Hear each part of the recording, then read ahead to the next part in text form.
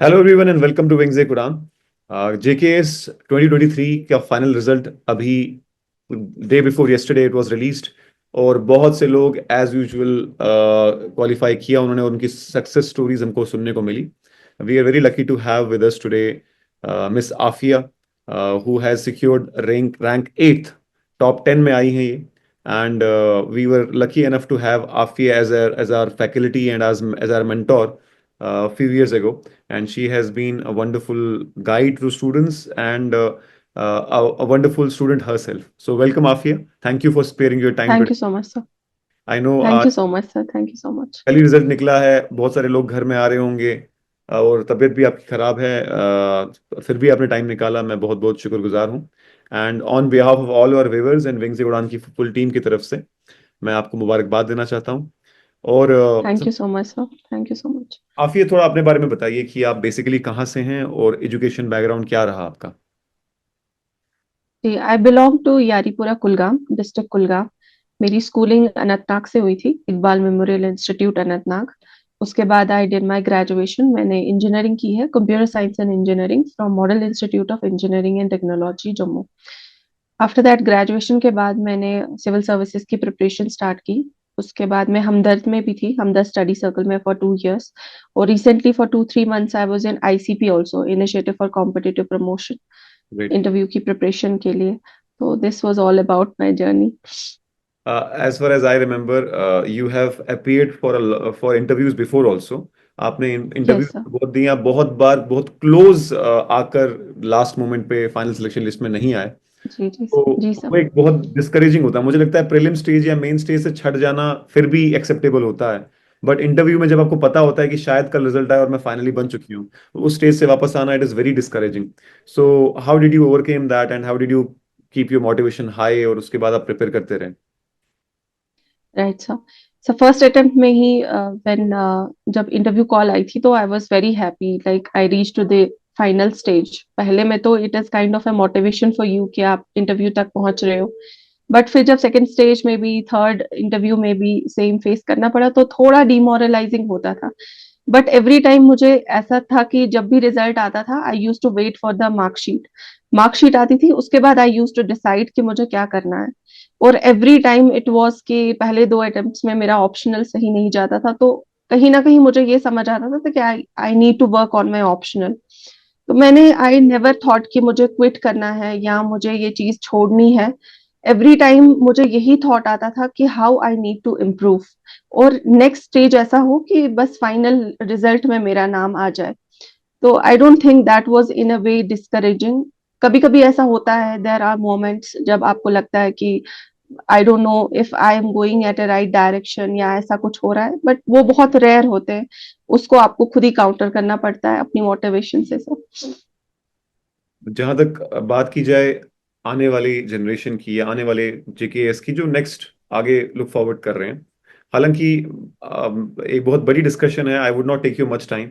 हमें ये भी जानना है आपसे कि प्रीलिम स्ट्रैटेजी क्या थी, मेन स्ट्रैटेजी क्या थी, इंटरव्यू स्ट्रैटेजी क्या थी, बट वो हम एक मुझे लगता है ऑफलाइन इंटरेक्शन के लिए रखते हैं। अभी मैं जानना चाहूंगा श्योर कि सर। इमीडिएटली अभी अपियर होने वाले हैं प्रीलिम्स के लिए कमिंग मंथ में, नवंबर में, तो उनके लिए लास्ट मंथ जो है, how should they best utilise it to ensure कि वो प्रीलिम्स क्वालिफाई कर पाए। राइट। तो जैसा कि मेरा इंटरव्यू था लास्ट वीक ही, आई अपीयर्ड इन इंटरव्यू।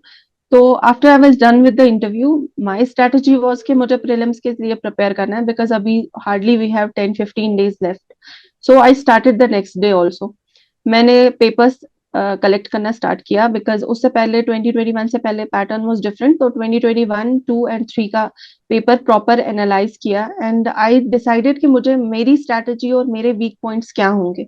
और मुझे लगता है अभी लास्ट के 15 days में आपको यही करना चाहिए। For example, you can not entirely rely कि जो यूपीएससी में पैटर्न है वही जेकेएस में भी है। There is lot of difference. For example, history काफी पूछते हैं, एंशियंट हिस्ट्री से काफी क्वेश्चंस आते हैं, या पॉलिटी का आप देखें तो I was analysing the papers, static part half questions आपके आएंगे, फॉर एग्जांपल 15 क्वेश्चंस है तो 7 क्वेश्चंस आपके स्टैटिक पार्ट में से होंगे, but majority of the section जो है पॉलिटी का भी, that is from the current affairs also.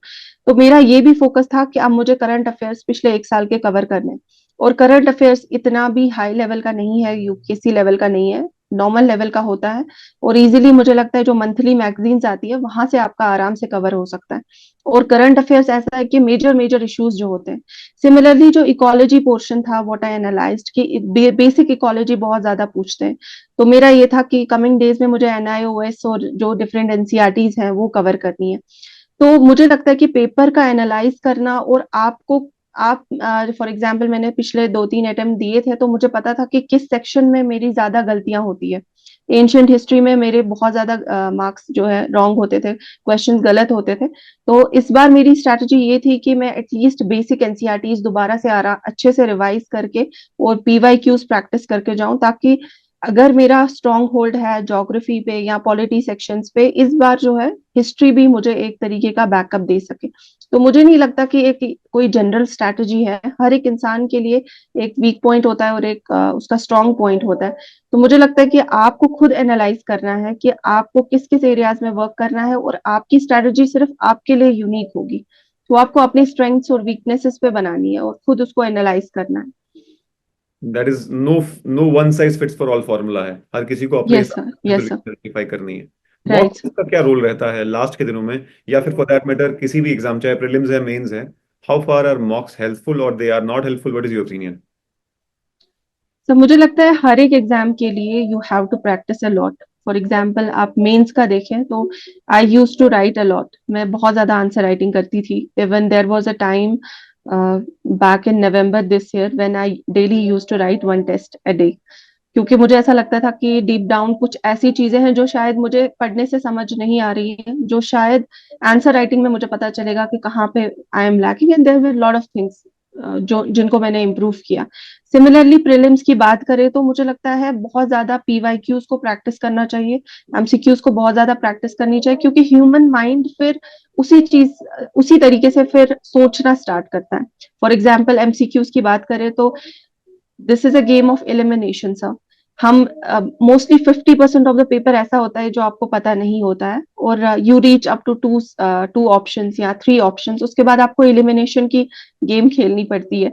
But for that आपको आपका माइंड उस फॉर्म में होना चाहिए, वो प्रैक्टिस आपने इनिशियली की होनी चाहिए, सो दैट उस दिन जिस दिन प्रीलिम्स आपका होगा उस दिन यू आर इजिली वहां पे आप आराम से वो प्रैक्टिस कर सको, वो एलिमिनेशन कर सको, एंड आपकी एक्यूरेसी एटलीस्ट 50% तक उन क्वेश्चन के लिए जा सके। Because sir as we all know 100 question होते हैं, 100 में से 50, हार्डली देर आर 30-40 क्वेश्चन जो सबको आते होंगे। जी। रेस्ट ऑफ द 60 क्वेश्चन ऐसे होते हैं जिसमें आपको एलिमिनेशन करनी पड़ती है। You have to reach the approximate answer, और वो विद प्रैक्टिस ही आता है, and that is from UPSC के पीवाईक्यूज बहुत ज्यादा प्रैक्टिस करने हैं, बिकॉज उनका standard doesn't match any coaching standard material, I think so. UPSC का आफ्टर दैट अगर आपके पास टाइम बच रहा है then you can rely on the coaching material also. और कहीं ना कहीं जहां तक एलिमिनेशन की बात है, एलिमिनेशन समझ ही तब आता है जब आपने ढेर सारी प्रैक्टिस की हुई हो। और मुझे यस लगता सर। है जो भी right first sir. Time appear कर रहे हो, आपने एक बहुत इंपॉर्टेंट बात उन सभी के लिए बोली कि ऐसा कभी कोई सिचुएशन नहीं आएगी 4-5 अटेम्प्ट के बाद भी कि आपको 100 के 100 क्वेश्चन प्रीलिम्स में आते हो। जो यस सर। बहुत बार राइट खाते सर। भी उसको 20 से 30, 30 से 40 ही सवाल आते हैं, बाकी 60 में वो भी कंफ्यूज ही होते हैं। सो जो लोग भी यस सर। प्रिपेयर कर रहे हैं, you please remember this is not a game of high percentage, this is a game of percentile, मतलब इन सेंस कि आपको बाकियों से बेटर परफॉर्म करना है। 30-40 क्वेश्चन ज्यादा आपको नहीं आ सकते। इनफैक्ट उसमें भी अगर आपने एलिमिनेशन मेथड लगा दिया 30-40 के बाद, तो आपका प्रीलिम्स क्वालिफाई होने के बहुत चांसेस हो जाते हैं। One more thing I I want to ask you, आपने प्रिपरेशन के दौरान ही टीचिंग, मेंटरिंग, और आप कहीं ना कहीं एक वर्क एटमॉस्फेयर में एंटर कर गए थे। बहुत सारे लोगों को लगता है कि प्रिपरेशन के दौरान अगर हम कोई और काम करते हैं तो शायद हमारी प्रिपरेशन उतनी बेटर ना हो पाएगी। तो आपके लिए जो मेंटरिंग, टीचिंग, ये सब आप कर रहे थे along with preparation, was it a plan B, और was it just to break the monotony? जो एग्जाम में इंसान पढ़ पढ़ के पागल हो जाता है और इंसान कहता है कुछ और भी करूं लाइफ के साथ। So was it a plan B, और was it something to break out of the monotony? तो जब मैंने फर्स्ट अटेम्प्ट दिया after that I joined Hamdard study circle. तो वहां पे they give me, I had no plans of working और teaching और एनीथिंग लाइक दैट. वहां पे they give me this opportunity of as an academic associate, of joining as an academic associate. तो academic associate का यही job रहता है, like you have to mentor, you have to act as a link between the administration and the students. Initially मैं hesitant थी, मुझे लगा कि मेरी प्रिपरेशन हैम्पर होगी इससे, बट फिर मैंने सोचा let's give it a try, maybe शायद थोड़ा सा मैं डाइवर्ट हो जाऊं चीजों से, I will also get to learn certain things. But वो चीज बहुत इफेक्टिव रही मेरे लिए, because the job was as such कि मैं बहुत ज्यादा और कनेक्टेड, और मैंने बहुत ज्यादा चीजें उससे और सीखी, because I use to interact with lot of students. उनकी प्रॉब्लम्स जान के मैं उनका सोल्यूशन ढूंढना स्टार्ट करती थी, और कहीं ना कहीं वो प्रॉब्लम्स मेरी खुद की प्रॉब्लम्स होती थी. तो एक तो ये रीजन था. सेकंड रीजन आई थिंक एक फाइनेंशियल इंडिपेंडेंस भी होती है, वो कहीं ना कहीं एक मेंटल प्रेशर को कम कर देती है. बिकॉज मुझे ऐसा लगा आफ्टर ग्रेजुएशन, मुझे लगा कि you have to be financially independent, because आप देखिए most of the developed countries में तो आफ्टर 20 पीपल स्टार्ट अर्निंग. तो कहीं ना कहीं that thing was in me कि मुझे घर वालों से पैसे नहीं लेने हैं, I have to do something on my own. और उससे एक मेंटल प्रेशर भी कम रहता है. When you are financially independent, आपके पास चॉइसेस बहुत ज्यादा रहती हैं. उसकी वजह से मुझे लगता है एक पढ़ाई में भी स्टेबिलिटी आई. It worked for me, as I said that there is not one size fit solution for everybody. मेरे लिए वो चीज वर्क की, मेरी एनर्जी डाइवर्ट होती थी टुवर्ड्स ए राइट डायरेक्शन. जो मेरा फ्री टाइम होता था, I use to do my work. तो वो चीज मुझे लगता है इफेक्टिव रही. बट किसी इंसान, दूसरे इंसानों के लिए ऐसा हो सकता है, कैंडिडेट्स के लिए ऐसा हो सकता है कि वो लोग फोकस नहीं कर पाते, दे नीड टू बी, वो पूरा अलाइन हो सकते हैं स्टडीज के साथ, वो दूसरी चीज की तरफ नहीं पैरेलली उसको नहीं चला पाते. तो it is not up to the, it's up to the person कि वो कैसे खुद को मैनेज करता है, उसकी प्रायोरिटीज क्या है. आई डोंट थिंक कि कोई जनरल ऐसा रूल है कि you have to do the job and उसके बाद आपको प्रिपरेशन भी करनी चाहिए. या यू, कुछ लोग ऐसे हैं जो बोलेंगे जॉब नहीं करना चाहिए, you can not manage it. There are people in corporate also who are working for 10-11 hours and cracking UPSC. तो मुझे नहीं लगता there is any certain one fixed rule for this. अच्छा, आपके साथ बहुत से ऐसे लोग भी होंगे जो फाइनल लिस्ट में नहीं पहुंच पाए। कुछ लोगों राइट सर. का कुछ मार्क्स से रह गया होगा, कुछ रीजन रहे होंगे। आप भी उस दर्द से गुजर चुके हैं पिछले इंटरव्यूज में। तो what is your message to them, जो लोग फाइनल लिस्ट में नहीं पहुंच पाए? Right sir. सर मुझे लगता है कि लास्ट 3 अटेम्प्ट्स में देयर इज अ जोक.